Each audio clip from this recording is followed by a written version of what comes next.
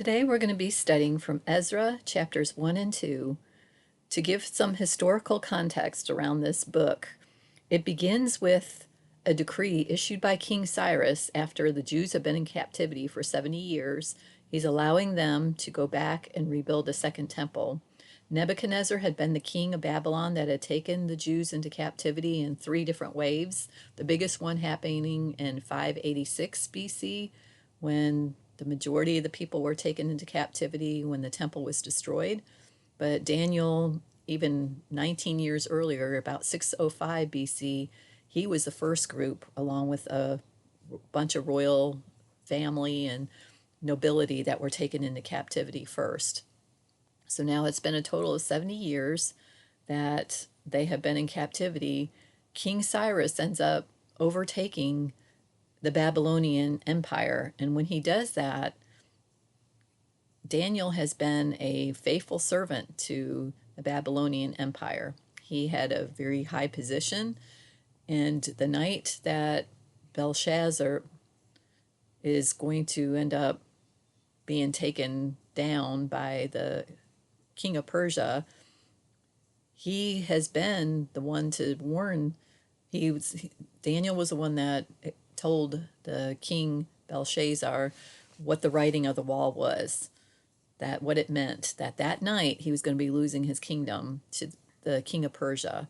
So Cyrus is the one that's going to conquer them. And as soon as he does, I believe because Daniel has been faithfully serving the king of Babylon, he's going to faithfully serve the kings of Persia as well. I believe he's the one that will point out a prophecy that Isaiah had made 200 years earlier in Isaiah 44 verses 28, 45 verses 1 through 13, that eventually a king named Cyrus, it was actually specifically said 200 years earlier by Isaiah, that there would eventually be a king named Cyrus that would allow the Jewish people to go back and rebuild a second temple after being in captivity. So I believe probably Daniel was the one. He knew the prophecies. I believe he was the one that showed Cyrus, when Cyrus took over the kingdom, how it was prophesied that he would one day be this king that would help the Jewish people. And I believe because of that, he's the one that is going to go ahead and fulfill this prophecy. He realizes that God wants him to do this. God put it in his heart to believe this prophecy after seeing it, that it had been written 200 years earlier. So he's going to begin this process of allowing the Jewish people to go back and rebuild their second temple. Ezra, this priest, is not actually going to come into the scene until 69 years after this decree has been issued. So it's not going to be until another king's reign of Persia before Ezra is going to go back. But it's going to begin chapter 1, and around 535 BC, 536 BC, somewhere around there, that Cyrus takes over the Babylonian Empire and is going to be issuing this decree. So we're going to go back and see how this process began in 535 or 536 BC, of who were the people that chose to go back, and then when Ezra joins into the picture. Okay, so we're going to begin in chapter 1, verse 1. Now in the first year of Cyrus, king of Persia, in order to fulfill the word of the Lord by the mouth of Jeremiah, the Lord stirred up the spirit of Cyrus, king of Persia, so that he sent a proclamation throughout all his kingdom, and also put it in writing, saying, Thus says Cyrus, king of Persia, the Lord, the God of heaven, has given me all the kingdoms of the earth, and he has appointed me to build him a house in Jerusalem, which is in Judah. Now, I know it's mentioning the prophet Jeremiah. Jeremiah was not the one that specifically told the name of Cyrus. It was Isaiah. They were prophets around the same time. Jeremiah was the one that said that after 70 years of captivity, the Jewish people would be allowed to go back to their homeland. That's in Jeremiah 24:10, Jeremiah 25:11 and 12, 29:10. So all these people had foretold of a time that Israel would be able to leave where they had been in captivity and go back after their captivity to be reestablished in Israel. And one of the first things, again, that they want to do is rebuild their temple. because without their temple, they can't fulfill the sacrifices and what they're supposed to be doing. They need to rebuild this temple. Okay, so he is allowing them now in this first year. It does not say what month this was, but we know by the seventh month after the Jewish people have gotten back that they're going to start building the foundation of the temple. And that happens in the seventh month of the Israelite calendar. Well, if I look at how long it's going to take Ezra once he decides to leave the Persian Empire and go back to Israel, if I look at his travel time, it was 4 months. So it could be that this was in the third year of his reign that he's issuing this decree, and it's going to take the people 4 months to get there. It could be that they took a little bit longer. It doesn't really tell us the month. But typically, this trip, when Ezra took it, is going to take 4 months. Okay, so now let's go back and, he obviously believed the report that he was one day going to be the one to help rebuild this temple, because he's saying this here, that it's been, that God is the one that put it on his heart, that he has given him all the kingdoms under the earth. Cyrus is recognizing that without God's help, he wouldn't have been put in the position that he is in, and he's given credit to the God of Israel. It doesn't mean he doesn't worship false gods at the same time. A lot of times these people, and even the Israelites, they would think that they could worship other gods in addition to the true God. So, obviously, and then we're going to see that the Israelites are still going to be doing things that they're not supposed to do, that they just don't seem to learn their lesson. They've been in captivity for 70 years. They're going to go back. There's going to be some things that happen where they start intermarrying women again, and Ezra's going to come on the scene. And when he comes 69 years later, even these priests, the high priest's son, and a lot of the leaders have married these foreign women and broken the law that said they weren't allowed to do that. They were supposed to keep separate from the people, because God had warned them that if they intermarried with these foreign people, that the hearts of the people would start turning toward idolatry. They would not be worshiping God with a pure heart anymore. They would be getting caught up in sexual immorality and all this stuff, and they didn't listen. They ended up 69 years later, when Ezra's coming on the scene, he's going to see what horrible shape the people are in spiritually because of what they've done. Okay, but for now, let's go back to now. He's issued this decree. And so, verse 3, we're going to pick up in there. Whoever there is among you of all his people, may his God be with him. So he's giving his blessing as they're going to go. Let him go up to Jerusalem, which is in Judah, and rebuild the house of the Lord, the God of Israel. He is a God who is in Jerusalem. Well, obviously, he's the God that's more than just in Jerusalem. He's all over the world. And this is where, again, they would worship different gods, and they might say, okay, this is the God of this is the God of the lightning, this is the God of the water, so he doesn't understand that he's the only one true God. Okay, verse 4.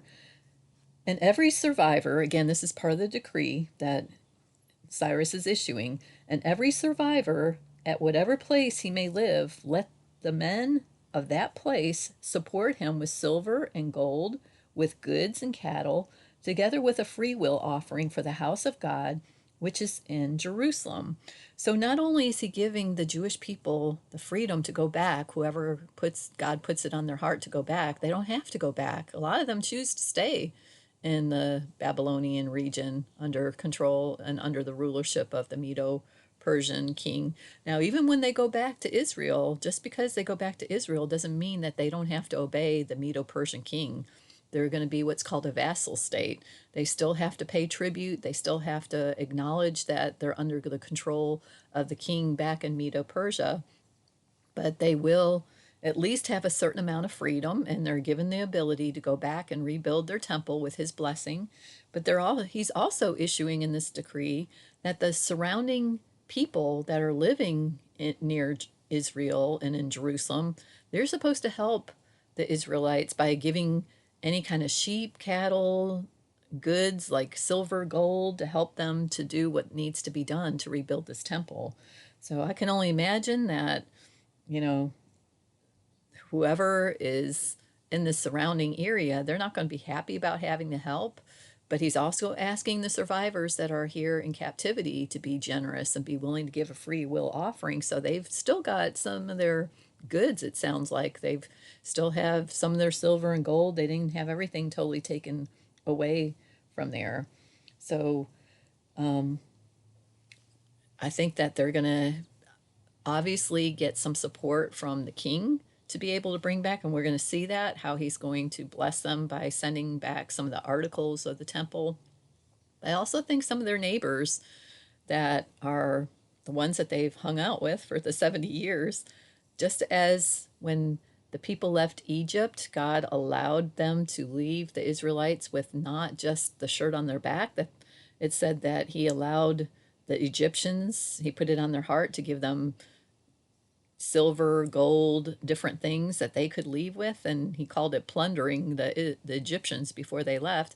I think that it's not necessarily that they're being plundered, but God puts it on the heart for some of the people to send the Israelites back with their blessing, and so they will want to give an offering to help out as well. Okay, so now verse 5. Then the heads of fathers' households of Judah and Benjamin and the priests and the Levites arose, even everyone whose spirit God had stirred to go up and rebuild the house of the Lord, which is in Jerusalem. Notice how God stirs the heart of people. He stirred the heart of Cyrus to do this decree. He's stirring the heart of the high priest. It's going to be Joshua is his name, and Zerubbabel. He's the one that's going to help rebuild the foundation. He's from the tribe of Judah. He would be, if there was still the ability for Israel to have a king, he would have been of the kingly background. He was a descendant of David. And when you look at the genealogy of Jesus in Matthew chapter 1 and Luke chapter 3, you'll see that Zerubbabel was one of his ancestors, that it would have been through the line of David. He is a descendant of David. So if there had been the ability to have another earthly king in Jerusalem, it would have been Zerubbabel. But God's not going to allow any more kings. Once the last king, Zedekiah, he was the one that was king when Nebuchadnezzar took over Israel and destroyed the temple. He's going to be the last king that is going to be of the descent of Judah until Jesus comes along. There will be no other king besides King Jesus for the future that's going to sit on the throne of David. Okay, so going back here, God stirred the heart of those people to go back. We're going to see the number of how many people go back in the next chapter. But whoever's heart is being stirred by God to do this, not everybody's heart was stirred to go back. They're going to begin their travel soon. Okay, verse 6. And all those about them encouraged them with articles of silver, with gold, with goods, with cattle, and with valuables, aside from all that was given as a free will offering. So this is where the people of the area, Babylon, Persia, now again it's the Persia kingdom that took over that area of Babylon. They're giving them things to take back as well to help out. Verse 7. Also King Cyrus brought out the articles of the house of the Lord, which Nebuchadnezzar had carried away from Jerusalem and put in the house of his gods.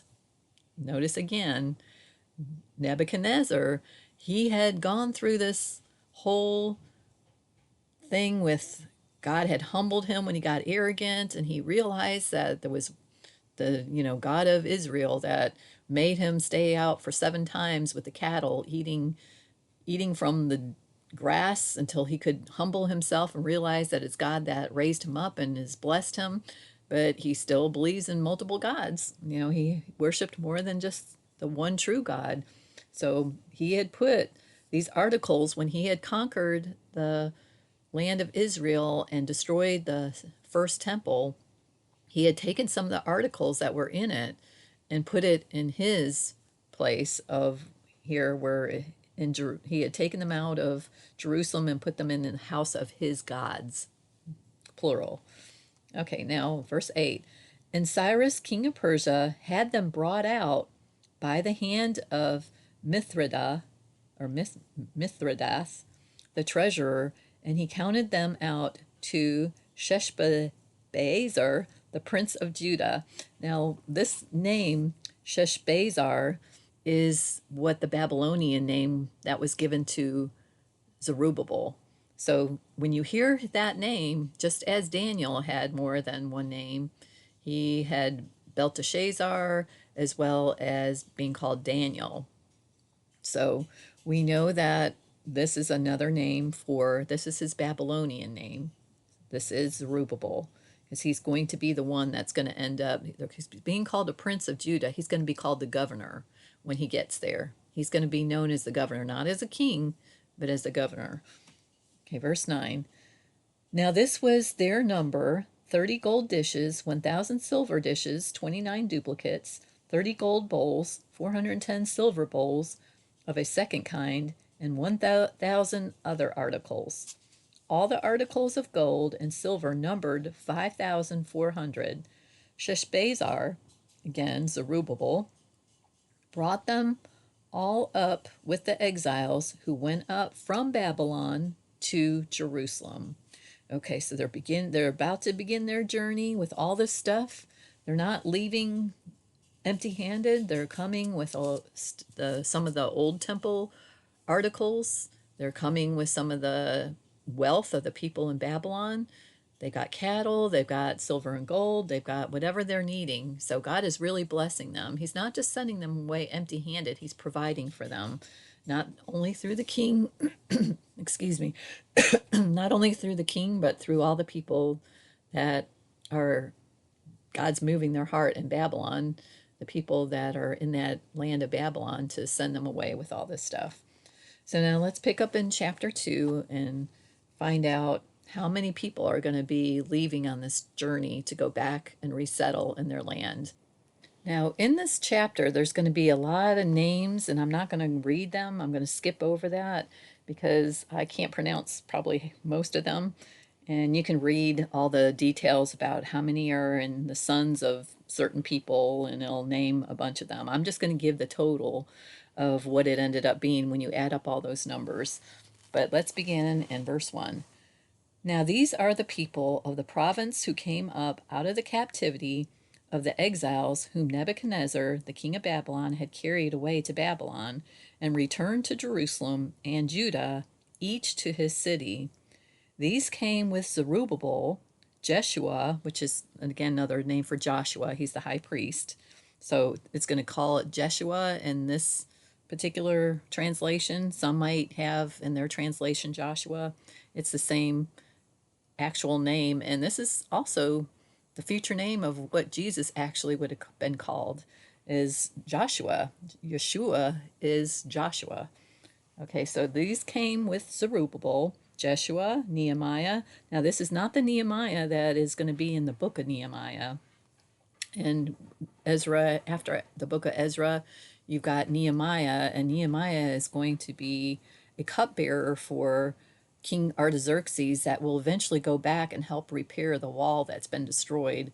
Once the people here have gone back and they start rebuilding the temple, they've rebuilt the walls in the city of Jerusalem and stuff, there's going to be something that happens during the time that this Nehemiah, not the one that's here mentioned, but later on, he's going to come after Ezra has already gone back to Jerusalem. He's going to leave when he hears that the walls and of the city have been destroyed and the gates have been destroyed near the temple. He gets it on his heart. God puts it on his heart to ask for King Artaxerxes' help. So a lot of times they'll use the same name. Just like there's a bunch of people with my name, Kathleen or Kathy. I'm not the only Kathy that's living right now. So the same thing with, you have generation after generation where people will name their children the same thing. So this is not the Nehemiah that's coming back at this point.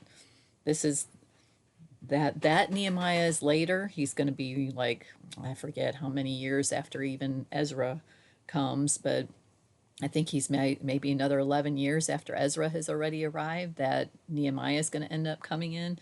So even though I specifically mentioned that Nehemiah, I did that for a reason, because I don't want you to confuse this guy that's going back, that's like 85 years earlier, with the same one that's going to be where the book of Nehemiah is written about. Okay, so I'm not going to go through the rest of these names, but I will tell you what it ends up being, the total of the people. We can find that in verses. I'm going to go back to verse 62. It doesn't tell us the total yet, but I think this is an important part of the story as well in chapter 2, that there's going to be a group of priests where, while they've got the genealogy to be considered a priest, they can't find a book that confirms. They've lost some of, probably it's been destroyed when the temple was destroyed. Some of the records were destroyed, even though they know, because obviously you can tell your children you're a descendant of this person, you can pass it on from generation to generation, but there was nothing to confirm it. So I want to read this story because these records have been destroyed. Even though they know they're priests, they're not going to be allowed to be treated as a priest until something happens. So let me read from verse 62 before we get to the totals. It says, actually, I'm going to read 61.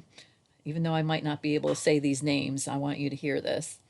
And the sons of the priests, the sons of Hebiah, the sons of Hakos, the sons of Barzillai, who took a wife from the daughters of Barzillai, the Gileadite, and he was called by their name. These searched among the ancestral registration, but they could not be located. Therefore, they were considered unclean and excluded from the priesthood. So those guys couldn't serve in the priesthood until this, verse 63. And the governor said to them, which would have been Zerubbabel, that they should not eat from the most holy things until a priest stood up with Urim and Thummim. So what does that mean? What's the Urim and Thummim? Something that the high priest would wear. So Joshua, I'm going to call him Jeshua since my translation calls him that in here. Until Joshua can get the priestly garments made, they're going to have to, I don't know if they were saved. I don't think so. Probably they would have had to remake them. But there's specific things that they were told in, I think it's in the book of Leviticus. I'm not really, maybe it might be Numbers, the details of how they were supposed to make the priestly garments. It could even be in Exodus. Again, I didn't look ahead of time to see. But when Moses is given all the instructions when he's up on the mountain with God, part of those instructions are how to make the priestly garments, how to make the tabernacle. Well, this priestly garment that was supposed to be made was something that only the high priest was allowed to wear. And on the breastplate, in the area of where the middle section of the priest would be this thing called the Urim and the Thummim, and it had some stones on it, and those stones would help give direction of what the priest should tell the king that was asking for his advice. It was a way God communicated with the high priest of what his answers would be. I don't know if certain stones would light up. It's very mysterious, but we can see if you do a search on all the things that it talks about with the Urim and Thummim, like when David needed direction of what to do, he went to the high priest, and the Urim and Thummim was consulted, and it told him whether he's to go to war with those people or no, don't go. It was a way that the high priest could help get communication from God to instruct the leader what they needed to do. So that's where, when they finally get this Urim and Thummim, once they remake all these garments for Jeshua, he's going to be able to consult God through the Urim and Thummim, and it will tell them whether these guys truly are from the lineage of the priesthood. And once it's been established, they're going to be allowed to eat of the same things that the other priests were eating of. But if they did not have this verification, they were unclean and they could not eat from the same offerings and stuff that the high priests and the priests would be eating of. Okay, so verse 64 now gives us the number of how many people had left Babylon to go back to Israel. The whole assembly numbered 42,360, besides their male and female servants, who numbered 7,337, and they had 200 singing men and women. So if we were to add all those numbers up, if we include the servants and the 200 singers, we got the total number of people that were going back were 49,897. Okay. Then it goes into a lot of details about how many animals they got to take. I will go ahead and read that since I know how to pronounce horses and all that stuff. Okay, verse 66. Their horses were 736, their mules 245, their camels 435, their donkeys 6,720. And some of the heads of the fathers' households, when they arrived at the house of the Lord, which is in Jerusalem, offered willingly for the house of God to restore it on its foundation. Now, they haven't built it yet, but they're making offerings. So they're giving free will offerings to begin building the foundation of the temple. According to their ability, they gave to the treasury for the work 61,000 gold drachmas and 5,000 silver minas and 100 priestly garments. So there are some garments that they still have, and that's what they're giving free will offerings. Now the priest and the Levites, some of the people, the singers, the gatekeepers, and the temple servants lived in their cities, and all Israel in their cities. So they all go back to where they knew that their hometown had been. Okay, so they're back in their land. They're going to where they had been living, their ancestors had been living, and they're eventually going to come back together and start beginning this building of the foundation. But that's not going to happen till we see in chapter 3, until the 7th month, when they've come back, they're in their 7th month, and that's when they begin. Now again, if their travel took 4 months, that could be again that they left in the 3rd month of Cyrus's reign there. So we're not really sure, but once they get back to the land, they're going to settle and they're going to begin work on the foundation.